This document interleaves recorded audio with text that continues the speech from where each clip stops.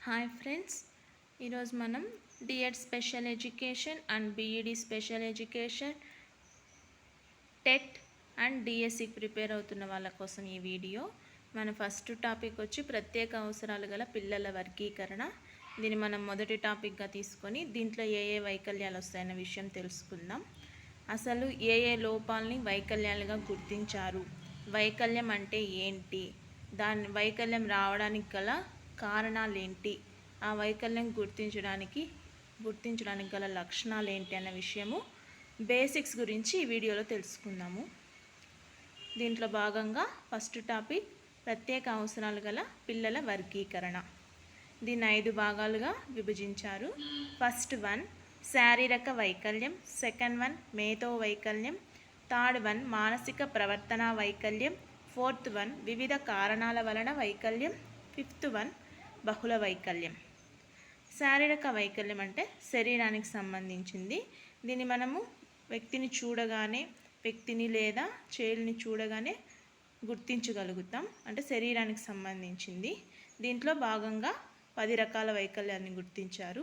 మొదటిది పూర్తి దృష్టి లోపం, సెకండ్ వన్ తక్కువ చూపు, థర్డ్ వన్ వినికిడి లోపం, ఫోర్త్ భాషణ వైకల్యం, ఫిఫ్త్ కదలిక వైకల్యం, సిక్స్త్ మెదడు పక్షపాతం, సెవెంత్ కుష్టి వ్యాధి నయగ్రస్తులు, ఎయిత్ వన్ మరుగుజ్జు, నైన్త్ వన్ యాసిడ్ దాడి బాధ్యతలు, 10th వన్ మస్కులర్ డిస్ట్రోఫీ.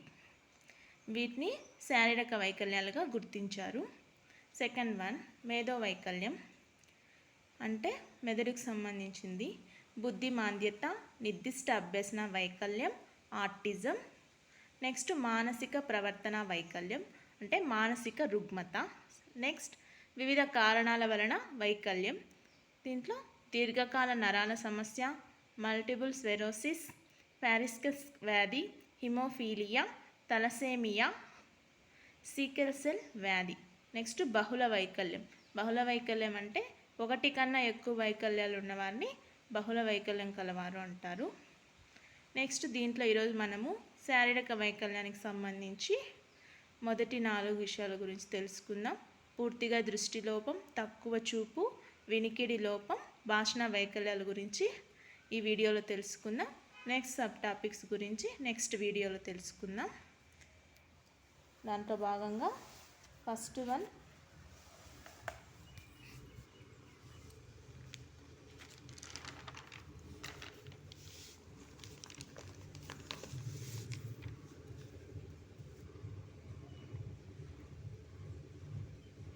అంధత్వం లేదా తక్కువ దృష్టి.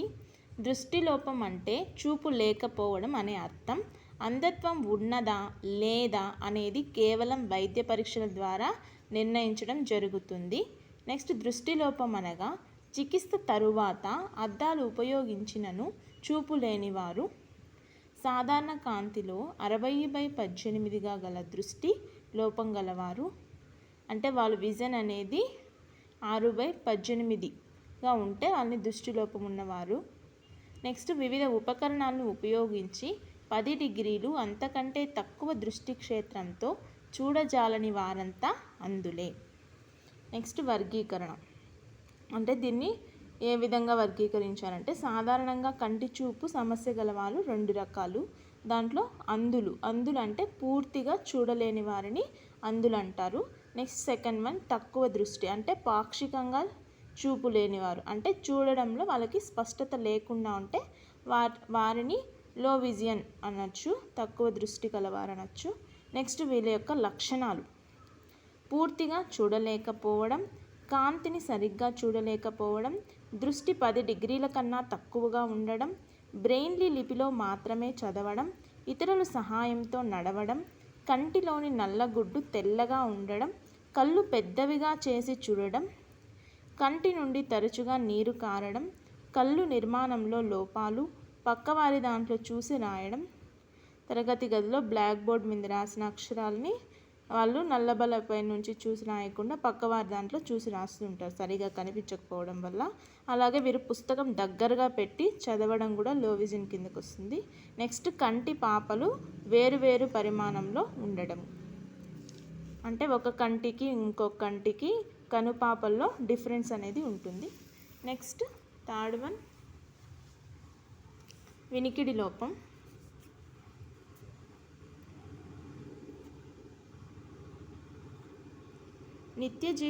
వినికిడి లోపం అంటే నిత్య జీవితంలో కార్యక్రమాలను సక్రమంగా నిర్వహించడానికి తగినంత వినికిడి శక్తి లేని వారిని మనం వినికిడి లోపం గలవారని భావించవచ్చు. మాటలు లేదా శబ్దాలను వినలేకపోతే అటువంటి పరిస్థితిని వినికిడి లోపం అంటారు. PWD పర్సన్ విత్ డిసెబిలిటీస్ 2016 ప్రకారం 2 చెవుల్లో బాగా పనిచేసే చెవిలో 70 డెసిబెల్స్ కంటే ఎక్కువ వినికిడి నష్టంతో కూడిన సంభాషణ పౌనఃపున్య వ్యాప్తి కలిగిన లోపాన్ని వినికిడి లోపం అని చెప్పవచ్చు. చిన్నపిల్లలు అంటే 0 to 6 months నిద్రలోని శబ్దాలకు ప్రతిస్పందించకపోతే దానిని వినికిడి లోపంగా గుర్తించవచ్చు. నెక్స్ట్ దీనికి వినికిడి లోపానికి కారణాలు. జన్మతా కర్ణాంతర నాళం పూర్తిగా కానీ కొంత మేరకు కానీ మూసుకొని ఉండుట, నాడీ సంబంధ స్వరంగాల లోపం, వంశ పారంపర్యత, మాతృ సంబంధ కారణం, మందులు సరైన పద్ధతిలో తీసుకోకపోవడం, ఆహార లోపం, అయోడిన్ లోపం మొదలైనవి. జన్మించిన వెంటనే మెదడుకు ఆక్సిజన్ అందకపోవడం వల్ల కూడా వినికిడి లోపం సంభవిస్తుంది. నెలలు పూర్తి కాకుండానే జన్మించడం, బిడ్డ సరైన బరువు కలిగి లేకపోవడం, మెదడులో గాయం లేదా పుండు, జన్మాంతర వ్యాధులు, ధ్వని కాలుష్యం మొదలైనవి. ఇవన్నీ వినికిడి లోపానికి గల కారణాలు. నెక్స్ట్ వినికిడి లోపానికి గుర్తించడానికి లక్షణాలు. వినికిడి లోపం గలవారు అధిక స్వరంతో ఉచ్చరించడం, ఒకవైపు నుండి వినడం, శబ్దం వచ్చిన వైపు చూడకపోవడం, నిరంతరంగా చెవి నుండి చీము కారడం, పిలిచినప్పుడు స్పందించకపోవడం. ఈ లక్షణాలు కనిపిస్తే వాళ్ళకి వినికిడి లోపం ఉంది అని మనము అనాలిసిస్ చేయవచ్చు. నెక్స్ట్ ఫోర్త్ వన్ భాషణం. భాషణం అనగా ఒక భాషను ఉపయోగించి భావాలను వ్యక్తపరచడానికి చేసే ప్రయత్నం. Speech. Vocal auditory mode of communication is called speech. Next భాషణ వైకల్యం. మనం ఉపయోగించే శబ్దాలలో పదాలలో స్పష్టత లోపించి ఉండడాన్నే భాషణ వైకల్యం అనవచ్చు. భాషణ వైకల్యం యొక్క లక్షణాలు. మాటలను ఉపయోగించి సంభాషించడంలో వెనుకబడి ఉంటారు, మాటల్లో స్పష్టత ఉండదు, నత్తి రావడం, పదాలను ఉచ్చరించడంలో ఇబ్బందులు ఎదుర్కోవడం, స్వరం సరిగ్గా లేకపోవడం. ఇవన్నీ భాషణ వైకల్యం యొక్క లక్షణాలు.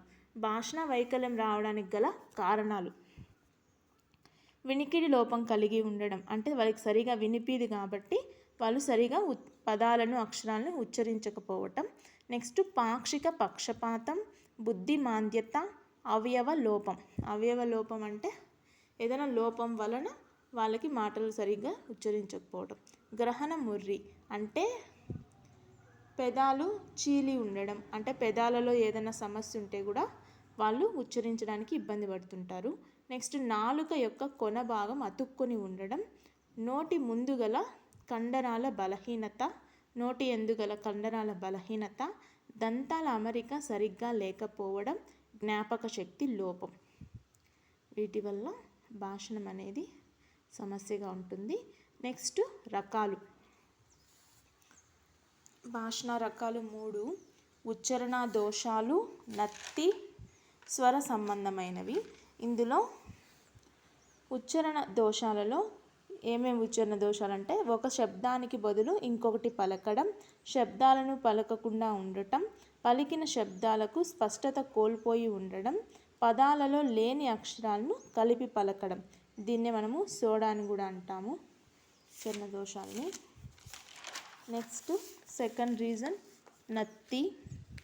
స్వర సంబంధమైనవి అంటే ఆడవారి గొంతు మగవారికి ఉండడం, మగవారి గొంతు ఆడవారికి ఉండడం, బొంగుర గొంతు. చికిత్స అంటే వీరికి ఏమేమి చికిత్స అందించవచ్చు అంటే స్పీచ్ థెరపీ. అవయవ లోపం వల్ల భాషణ లోపం ఉంటే స్వస్థ చికిత్స చేయించాలి. వినికిడి లోపం వల్ల భాషణ లోపం ఉన్నట్టయితే వినికిడి యంత్రం రెగ్యులర్గా ధరించే విధంగా చూడాలి. మిగిలిన విషయాల గురించి మనం నెక్స్ట్ వీడియోలో తెలుసుకుందాం.